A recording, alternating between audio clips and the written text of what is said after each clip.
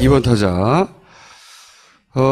민주당 선대위 종합상안본부의 이실장. 공식 직함입니다. 최근에는 오로지 안철수 후보만 바라보고 있어요. 맹렬히 안철수 후보 BW에 꽂혀가지고 지금 BW 박사가 되어가고 있는 박범계 선수를 모시겠습니다.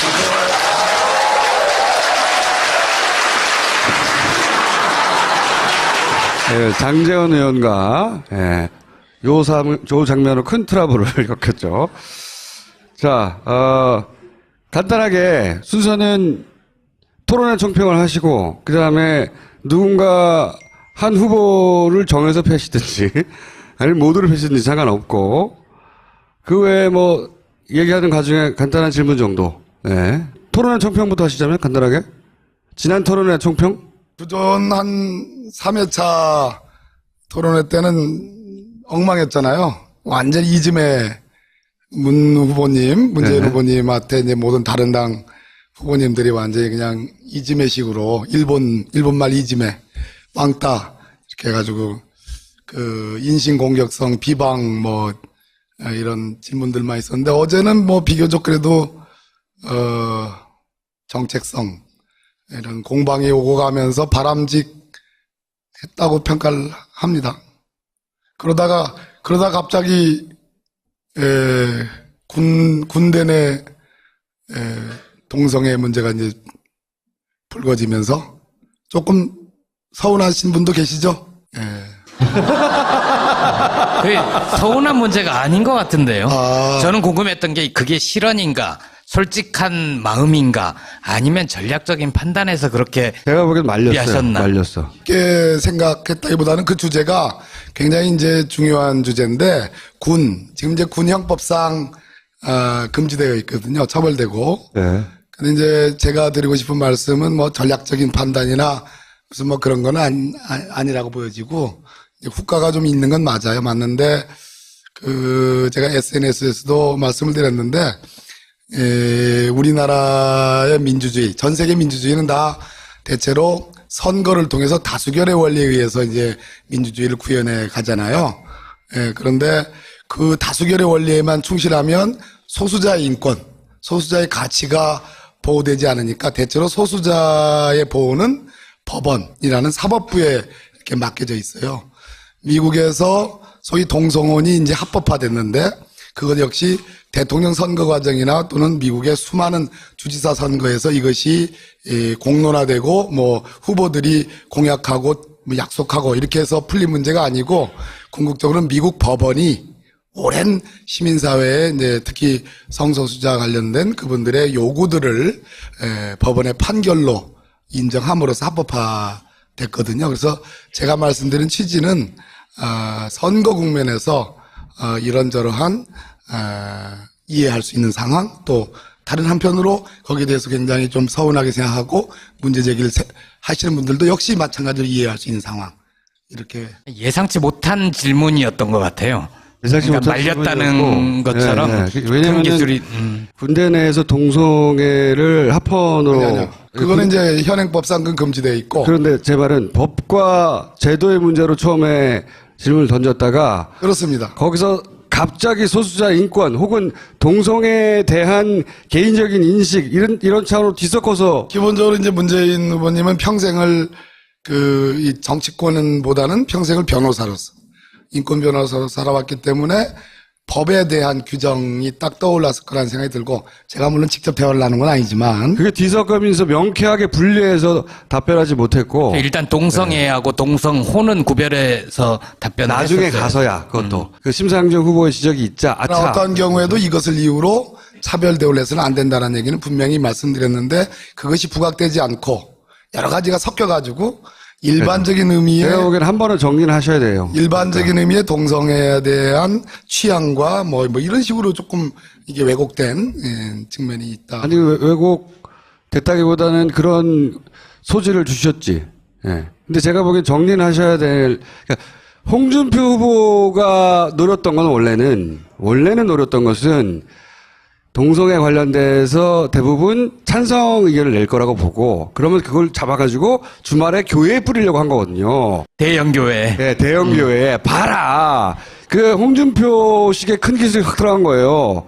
그런데 그거는 실패했어요. 교회에 뿌릴 게 없어요.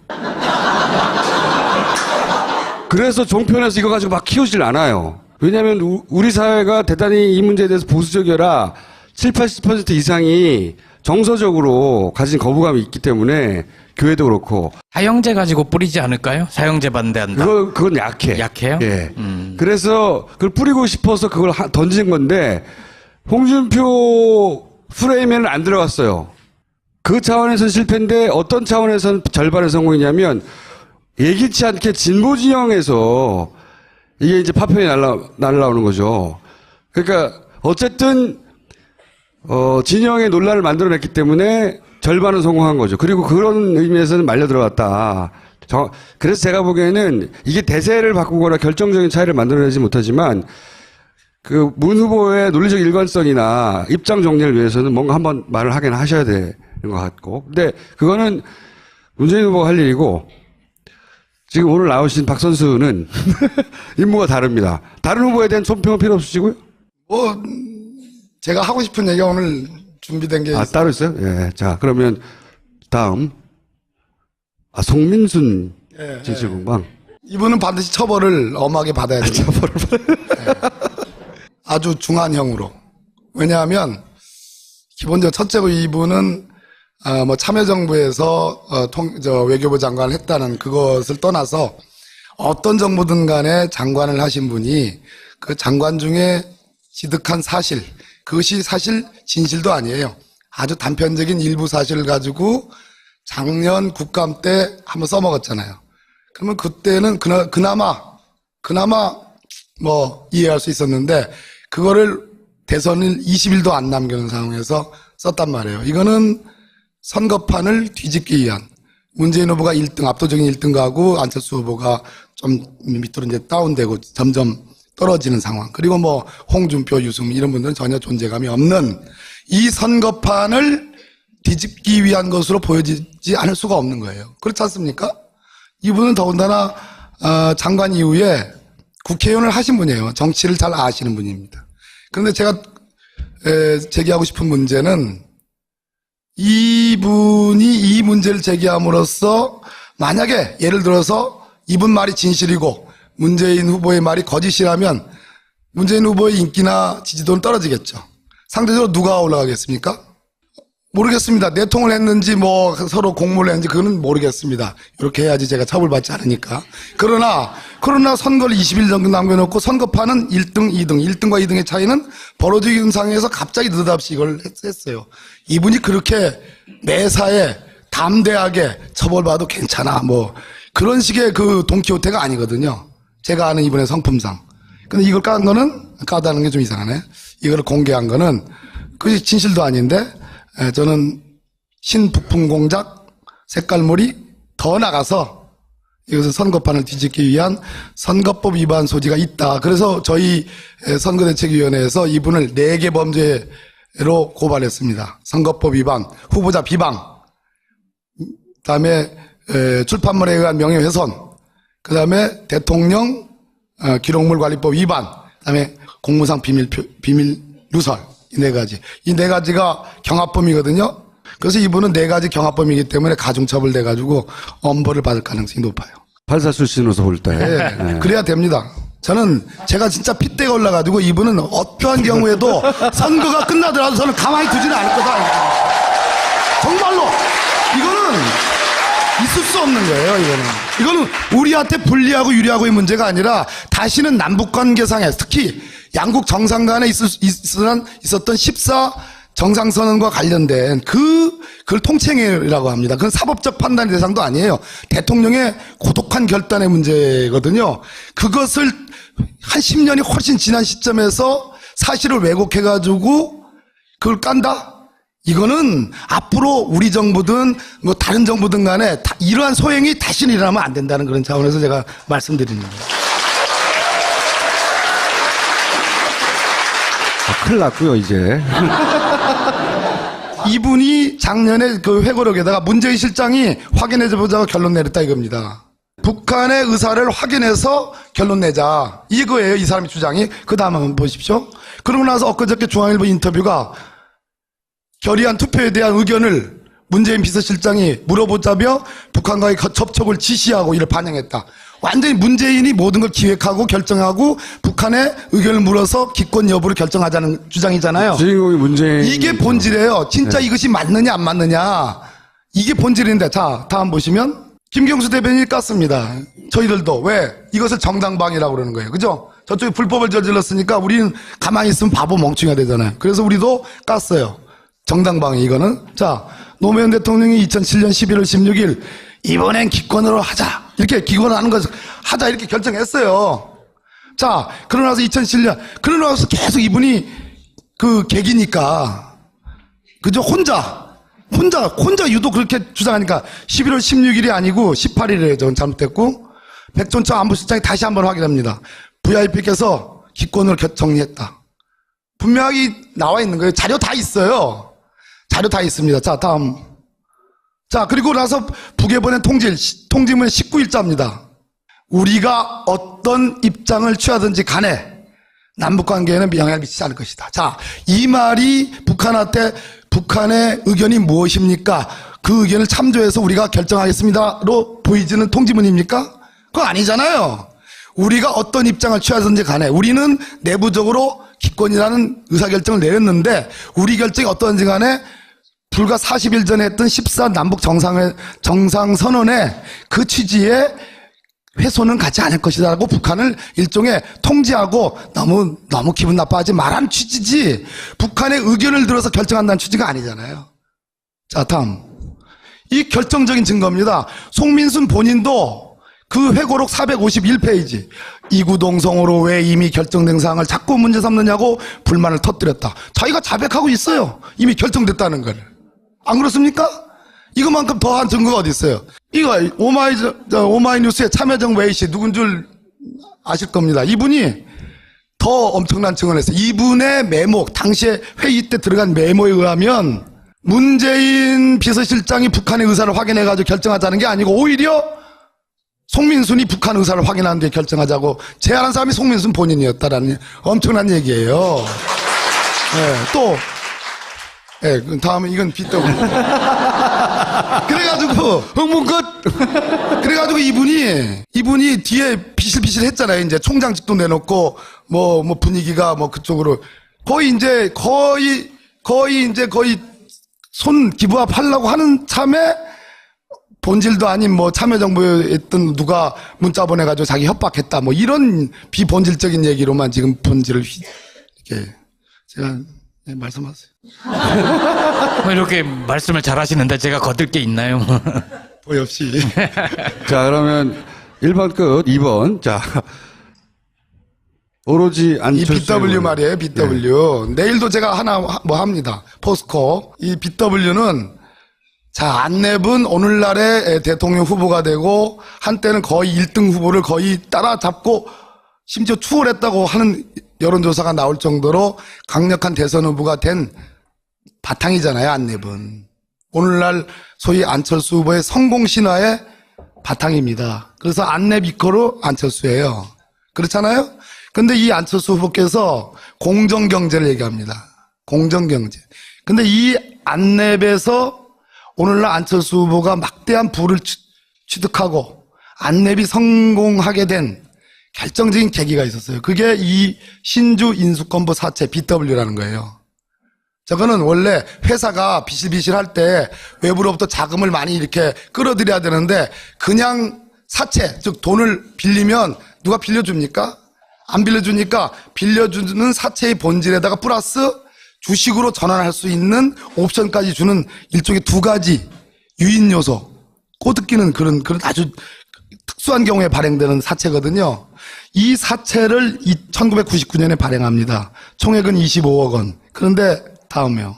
그 당시에 주주가 여럿 있었는데 그 주주 중에 법인 주주가 있어요. 산업은행, 삼성 SDS, 이런 LG 이런 법인 주주가 있었는데 전부 다 원래는 신주 인수권부 사채는 아주 예외적인 경우에 발행하기 때문에 예, 아주 경청해 주는 자세는 아주 예. 좋습니다. 예. 신주원 인수권부 사채는 아주 예외적인 거기 때문에 주주들한테 고르게 배정을 해줘야 돼요. 지분대로. 좋은 거잖아요. 옵션을 두둑히 주는 거잖아요. 근데 완전히 몰빵을 해주는 거예요. 안철수 주주한테. 최대 주주. 그런데 문제는 이 당시에 안내배 대표이사가 누구냐? 안철수예요. 무슨 얘기냐? 본인이 자기한테 다 몰아주는 결의를 하는 거예요. 자, 이걸 자기 거래라고 하는 거예요. 증권거래법상 내부자 거래. 예를 들어서 내가 회사 하는데 우리 김보엽 기자님한테 제가 알고 있는 정보를 이사예요. 야, 이거 이번에 상장할 거니까 이러면 상장하면 돈 대박나. 이거 주가 확 뛰어. 그러니까 알려주는 거예요. 그래서 미리 주식을 사놓는 거. 저는 살 돈이 없어요. 이렇게 대표이사와 제3자 간에도 이게 내부자 거래, 내부자 정보를 공유해가지고 대박나는 걸 처벌하는데 이거는 대표이사 본인이 자기한테 몰빵 주는 그런 거잖아요. 반론을 하면 당시에 이사회가 정상적으로 열렸고 그렇게 하는 게 다른 이사들, 대주주들도 이득이 된다라고 생각해서 동의를 한 거 아닌가요? 그래서 그 얘기를 해요. 하는데 산업은행과 삼성 SDS는 정상적으로 균형적으로 신주인수권부 사채를 배정을 받았으면 상장은 문제가 없었어요. 그거 안 했더라도 상장 가능합니다. 바로 요 대목입니다. 예. 상장이 문제가 있다고 얘기하는데 상장 가능했고요. 두 번째, 그렇게 했다라면 이 법인 주주들은 엄청난 몇백억의, 몇백억이 되는지 모르겠습니다. 엄청난 이익을 얻을 수 있는 걸 포기했으니까 그 법인들의 배임이 되는 거예요. 저는 그렇게 법률적으로 그렇게 보는 거예요. 근데 문제는 삼성 SDS에서 거기가 이재용 그 자매, 남매한테 몰아주는 거거든요. 그런데 삼성 SDS의 이재용 씨는 대표이사가 아니잖아요. 3자예요. 아까 제가 예를 들었다. 근데 안내분 본인이 자기한테. 나쁘죠? 더. 근데 삼성 SDS는 그래도 이 발행가액 전액을 다 납입을 합니다. 회사에. 한 300억 정도를. 근데 이 안내에서는 25억 발행가격인데 그 중에 3억 4천만 원만 납입을 해요. 왜? 20년 만기로 잡아가지고. 20년 만기짜리가 없어요. 조금 어려운 말인데 3억 4천만 원 딱 집어넣고 1년 뒤에 빼가면서 결국 주식으로 전환하고 그리고 1년 뒤에 상장함으로써 무려 한 3, 40억에 2년 만에 대박을 내는 거예요. 아주 나쁜 자본가입니까? 아니면 당시에 보편적으로 횡행하던 방법을 쓴 그러저러한 자본가입니까? 삼성 SDS는 유죄 판결을 받았어요. 유죄 판결. 저는 동일하다고 보는데 저쪽에서는 안캠에서는 동일하지 않다라고 주장을 해요. 어떤 부분이냐면 발행 가격의 문제입니다. 한번 다음에 해보실래요? 이거는 아까 말씀드렸듯이 안철수 당시 대표이사가 만약에 BW를 자기한테 배정함으로써 원래 이렇게 하지 않았으면 자기 지분율은 39.7%에서 28.9%로 떨어져요. 그래도 경영권 방어에는 문제가 없어요. 삼성의 이재용, 이건희 저 일가들이 갖고 있는 총 지분이 얼마나 되는 줄 아세요? 얼마 안 됩니다. 5% 이내죠. 5% 이내예요. 그거 가지고 그 어마어마한 삼성그룹을 다 지배해요. 그런데 이렇게 안 해도 27, 8%로 얼마든지 경영권을 방어할 수 있는데요. 요거 신주인수권 자기한테 전량 배정함으로써 39.7%에서 한 단계 거쳐가지고 최종적으로 39.9% 딱 지분 유지가 되잖아요. 그 다음 한번 볼까요? 25억 원어치 주식을 획득해가지고 아까 제가 말씀드렸죠. 딱 상장함으로써 그 당시 상장 공모가가 23,000원이에요. 정확히 2년 만에 336억의 이익을 발생시킵니다. 그러면 이게 무슨 말이냐? 대표이사는 앞으로 신주 발행을 어떻게 할 거고 상장을 어떻게 할 거고 자기 머릿속에 다 있잖아요. 자기가 경영하는 거니까. 자기 정보를 대표이사 본인의 이익을 위해서 활용한 거잖아요. 이것은 경제민주화에 반하는 거예요. 이건 공정경제가 아니잖아요. 만약에 개인 기업, 구멍가게 같으면 내가 무슨 빚을 내든 뭐를 하든 무슨 관계가 있겠어요. 돈을 빌려오든 돈을 빌려주든. 근데 이거는 주식회사잖아요. 안 내면 주식회사입니다. 주식회사이기 때문에 이런 거 하지 말라는 거예요.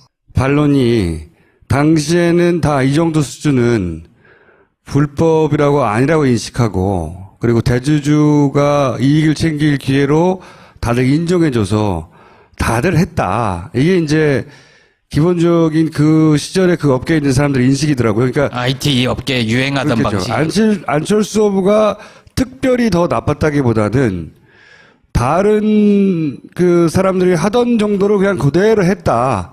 여기에 문제의식을 못 느끼고 도덕적 차원에서 결단하지 않았다. 이 정도 비난밖에 못하는 거 아닌가요? 그럼 공정경제를 말하지 말아야죠. 제가 묻고 싶은 게 이겁니다. 만약에 현재 기준으로 저 방식을 지금 이분도 벤처붐, 한국에서 정말 새로운 성장 동력으로서 이런 뭐 제4차 산업혁명 이런 거 주장해요. 그러면 꿈을 갖고 있는 젊은이들에게 여러분들 아이디어 가지고 창업해라. 그러면서 내가 1999년에 했던 방식 그러면 현재 대통령 후보로서 대통령이 된다면 그런 식으로 해서 대박 내라라고 권유할 수 있을 수 있느냐? 그것이 타당하느냐? 거꾸로 반문할 수밖에 없어요. 못할 겁니다. 그거는 수단과 방법을 가리지 말고 젊은이 여러분들 대박 내세요. 내부자 정보, 자기 정보 활용해가지고 대박 내세요. 라고 하는 거거든요. 그거는 대통령 후보로서 자격이 없는 거지요. 그리고 저 당시에도 아까 삼성 SDS도 처벌받았고 저 당시에 많이 했던 사람들이 전부 다 관계기관으로부터 다 지적받아가지고 다 시정되고 뭐 100%는 아니지만 상당 부분 징계와 여러 가지 처분들을 받았습니다. 그때도 완전히 문제가 안 됐던 건 아니다. 수사 대상도 됐는데 저하고 안철수 후보 캠프하고의 차이는 그 당시 실질적인 조사를 다 받아가지고 무혐의 됐다라고 주장하지만 제가 아는 범위 내에서는 공소시효가 이미 만료돼가지고 실질적인 조사가 안 된 것으로 저는 알고 있어요. 제가 확인한 그 당시 관여했던 검사의 저는 진술을 전 그렇게 들었습니다. 사안 자체는 불법성 소지가 있었다까지 들으셨어요? 아니면 조사하다 말았다까지만 들으셨어요? 저는 그 배임 혐의가 저는 있다고 보는 사람입니다. 첫째는 아까 주주로 있는 다른 회사들, 산업은행, 삼성 SDS, 또 LG 같은 데서 정상적으로 상장돼가지고 BW를 자기 지분만큼 배정받았으면 얻을 이익을 포기한 거기 때문에 그 회사에 대한 배임이 되고 동시에 아까 제가 말씀드렸죠. 25억짜리를 20년 만기로 해가지고 3억 4천만 원 넣었다가 2년 만에 336억 이득 받았잖아요. 아까 삼성 SDS는 전액을 다 납입했어요. 그러면 최소한 그 회사의 안내배 회사는 사람과 다 동일한 법인격입니다. 그 회사에 25억이 들어와가지고 회사가 그것을 활용할 수 있는 기회를 뺏은 거예요. 그 배임 혐의는 공소시효가 살아있나요? 아니요, 이미 다 끝났습니다. 예, 그런 공소권 없음이네요. 예, 공소권. 예. 이게 도덕적 차원에서 정확하게 이 사안을 밝히겠다. 이런 말씀이신 거죠? 그렇습니다. 공정경제를 말할 자격이 없다 이런 말씀. 이거 마지막으로 한 번만 하고. 제가 이 삼성 SDS 유죄 판결에서 법원이 평가한 것은 이 정당한 가격이 아니냐. 삼성 SDS도 저가 발행인데 여기도 회계법인의 감정평가, 그 상속 및 증여세법에 따른 감정평가보다 더 높은 가격으로 발행했어요. 그래서 삼성이 높은 가격으로 발행했는데 왜 우리가 배임이냐 이렇게 주장하니까 법원이 웃기는 소리 하지 마요. 상증법상의 그것은 친족 간에 증여하고 상속할 때 과거지사를 묻는 세금 과세형으로 평가하는 것이고 법원이 평가한 것은 유가증권에 관한 규정에 의해서 평가한 거예요. 왜냐하면 미래 가치를 평가해야 되거든요. 이 기업이 앞으로 잘 나갈 기업이냐 아니냐. 기존의 자산평가 플러스 미래의 성장 여부를 따지는 거예요. 그걸 1대 1.5의 비율로 가중해서 산수 평균을 내리는 거예요. 좀 어렵긴 하지만. 들어가고 있어요. 그래가지고 50% 헐값 발행이라는 걸 법원이 인정합니다. 저는 이번에 안캐프 쪽에서 그 당시 3일 회계법원이 평가한 것은 한 3만 몇천 원인데 5만 원에 발행했으니까 정상가 발행이라고 주장을 해요. 그런데 법원이 인정한 그 방법들을 하니까 12만 3천 원이 정당 가격이에요. 삼성 SDS보다 훨씬 더 40%의 저가 발행입니다. 우리가 이재용을 욕할 때 자기가 회장이어가지고 원래 이만큼 발행해야 될 걸 이렇게 싸게 발행해서 그 차익을 먹었다고 그렇습니다. 우리가 문제 삼는 건데 만약에 똑같은 기준을 들이대면 그렇습니다. 안철수 후보는 더 많이 먹었다는 거예요. 그러면 우리가 이재용을 비판하는 기준으로 똑같은 기준으로 비판할 수 있다. 근데 왜 이 사람이 지금 공정경제를 얘기하느냐. 법으로는 단죄할 수 없어도 그럴 자격은 없지 않느냐. 이걸 왜 사람들이 모르지. 나 열받게. 이거예요. 네. 이것만 기억을 해주세요. 삼성 SDS에서 평가했던 그 기준대로 아까 하신 말씀. 네. 그 기준대로 하면 이렇게 나온다는 겁니다. 여기에 대한 반론은 없습니다. 혹시 오늘 준비하신 것 중에 홍준표 후보 것도 있습니까? 홍준표 후보는 준비할 것도 없어요. 왜냐하면 참 이분이 겁도 없이 지금 그러잖아요. 방방 뜨잖아요. 예, 그래서 그런데 이분의 결정적인 거는 2심에서 무죄 났다는 거 아니에요? 성완종 회장이 돈 줬다는 거. 1심은 유죄예요. 50대 50이에요, 확률이. 그렇잖아요? 그게 성완종 회장의 메모잖아요.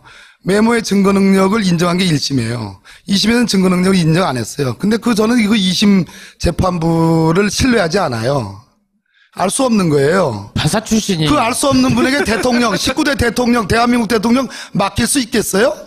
본인과 관련된 결정적인 문제는 그 메모인데, 자, 본인의 메모는 아무런 의미가 없는 메모고, 문재인의 메모는 의미가 있는 메모. 이게 이중잣대잖아요. 그런데 우리 법원이 예전에 말이에요. 증거 능력과 관련해서는 사람이 자기 목숨을 걸면서 했던 마지막 이거는 증거 가치가 매우 높은 거예요. 세상에 죽으면서 그것을 거짓말로 그럴 이유가 뭐 있겠습니까? 대개는 증거 가치가 높고 신빙성이 있는 거예요. 근데 우리 법원이 좀 이상해졌어요. 예, 많이 이상해졌어요. 일단 그 3심이 대법에서 대선일 전에는 절대 판단할 리가 없고. 그럴 리가 없죠. 예, 혹시나 네. 홍준표 대통령이 되면 혹시나 그럴 리는 없겠지만. 그럴 리도 없겠지만 그러면은 무죄 판결 내지 않겠어요? 아니면은 그게 딱 스톱이 되나요? 저는 홍준표 후보가 출마한 이유가 거기에 있다고 보는 거예요. 그러니까 이게 당선의 가능성보다는 꼼수 있었잖아요. 도지사 이렇게 해가지고 어느 정도 지지율을 확보하면 뭐 대체로 예측이 뭐 15%는 나올 것이다. 이렇게 실제로 여론조사에서는 꽤 상승하고 안철수 후보가 많이 폭망이 아니고 떨어진 이제 그런 게 있는데 15% 정도 나오면 향후에 차기 정부 때의 정치적 구도상 보수의 일종의 리더가 되는 거 아닙니까? 정계 개편이 되고 어차피 바른정당과 무슨 이렇게 뭐 정계 개편이 될 텐데 그걸 하는 거고 그렇게 되면 힘을 갖게 되고 지금 김보혁 기자님 말씀하신 것처럼 그렇게 되면 사실상 사법부에 대한 압력으로 작용할 수 있는 거 아니냐. 그래서 본인을 클리어할 수 있는 거 아니냐라는 그런 썰들이 있는 거죠. 2등은 누가 합니까? 제가 그걸 어떻게 하겠어요? 저는 정치 잘 몰라요. 여기까지 하겠습니다.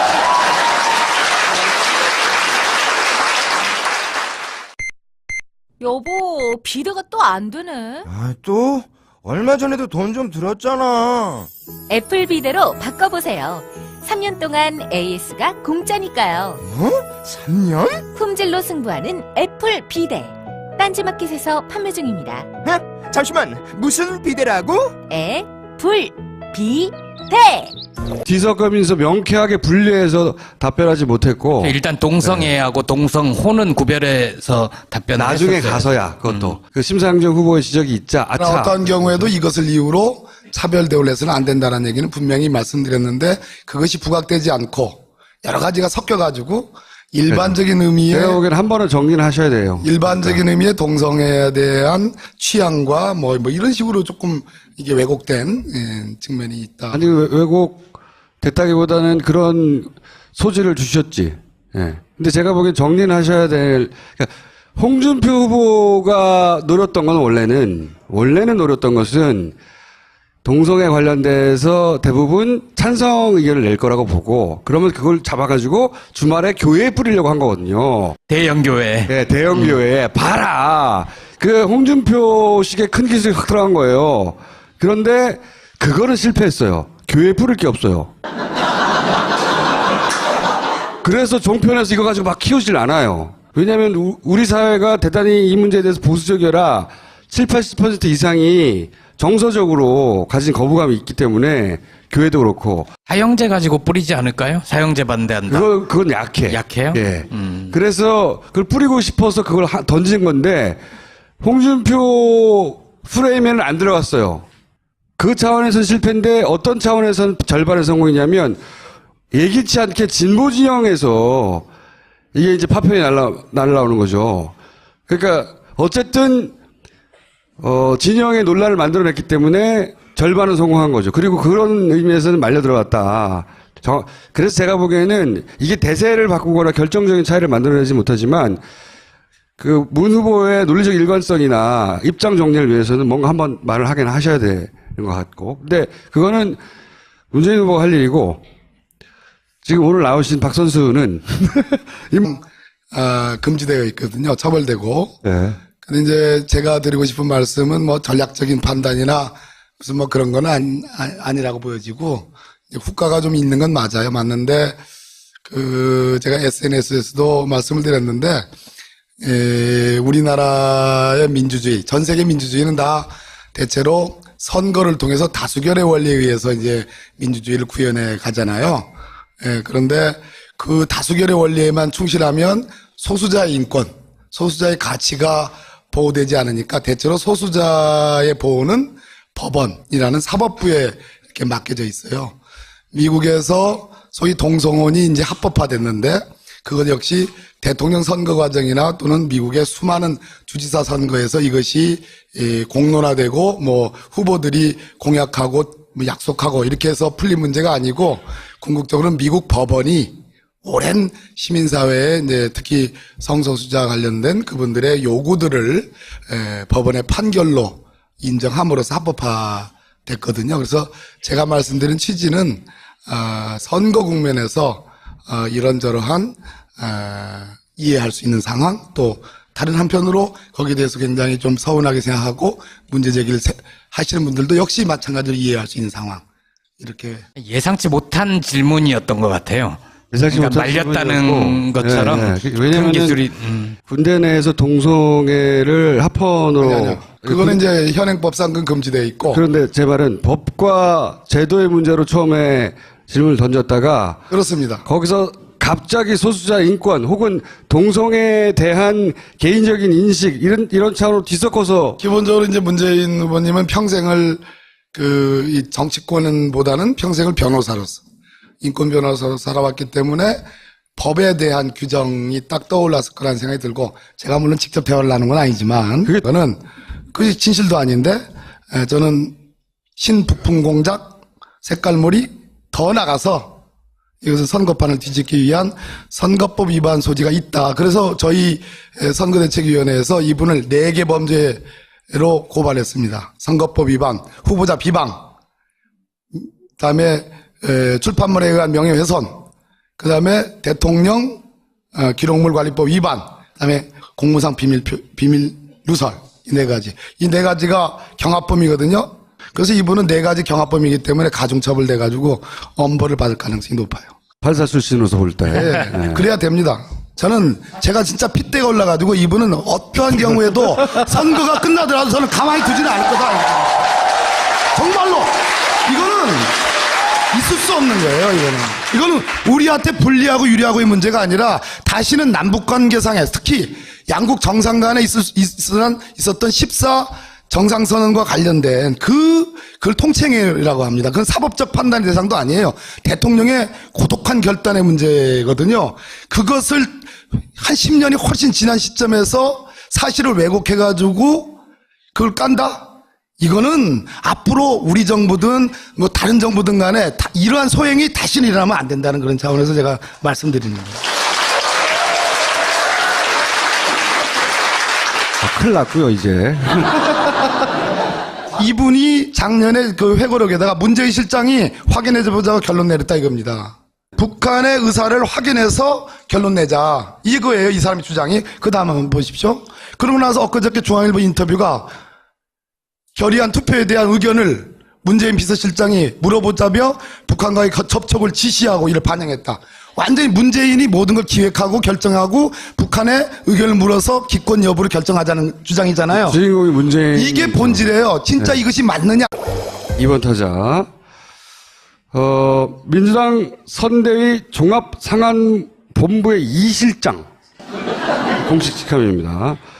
최근에는 오로지 안철수 후보만 바라보고 있어요.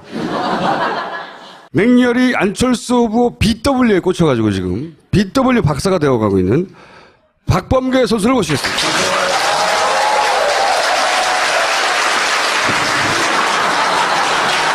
네, 장재원 의원과 요 장면으로 큰 트러블을 겪었죠.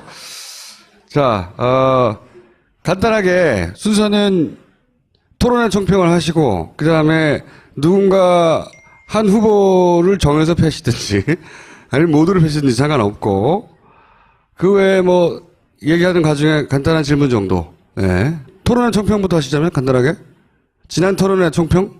그전 한 3회차 토론회 때는 엉망했잖아요. 완전 이즘에 문재인 후보님한테 이제 모든 다른 당 후보님들이 완전히 그냥 이즘회식으로 일본말 이즘회 왕따 이렇게 해가지고 그 인신공격성 비방 뭐 이런 질문들만 있었는데 어제는 뭐 비교적 그래도 정책성 이런 공방이 오고 가면서 바람직했다고 평가를 합니다. 그러다가 갑자기 군대 내 동성애 문제가 이제 불거지면서 조금 서운하신 분도 계시죠? 그게 서운한 문제가 아닌 것 같은데요.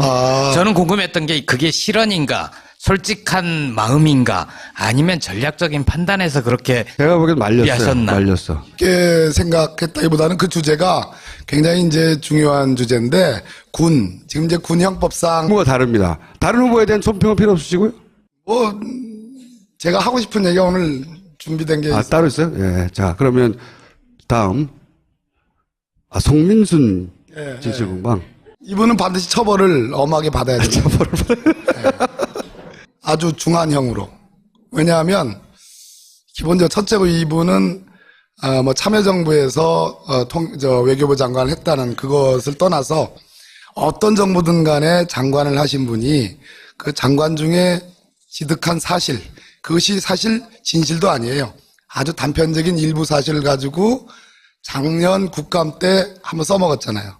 그러면 그때는 그나마 뭐 이해할 수 있었는데 그거를 대선을 20일도 안 남겨놓은 상황에서 썼단 말이에요. 이거는 선거판을 뒤집기 위한 문재인 후보가 1등, 압도적인 1등 가고 안철수 후보가 좀 밑으로 이제 다운되고 점점 떨어지는 상황. 그리고 뭐 홍준표, 유승민 이런 분들은 전혀 존재감이 없는 이 선거판을 뒤집기 위한 것으로 보여지지 않을 수가 없는 거예요. 그렇지 않습니까? 이분은 더군다나 장관 이후에 국회의원을 하신 분이에요. 정치를 잘 아시는 분입니다.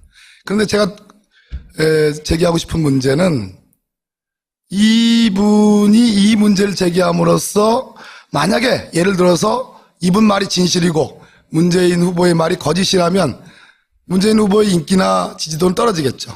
상대적으로 누가 올라가겠습니까? 모르겠습니다. 내통을 했는지 뭐 서로 공모를 했는지 그거는 모르겠습니다. 이렇게 해야지 제가 처벌받지 않으니까. 그러나 선거를 20일 정도 남겨놓고 선거판은 1등, 2등, 1등과 2등의 차이는 벌어지는 상황에서 갑자기 느닷없이 이걸 했어요. 이분이 그렇게 매사에 담대하게 처벌받아도 괜찮아 뭐 그런 식의 그 돈키호테가 아니거든요. 제가 아는 이분의 성품상. 근데 이걸 까는 게 좀 이상하네. 이거를 공개한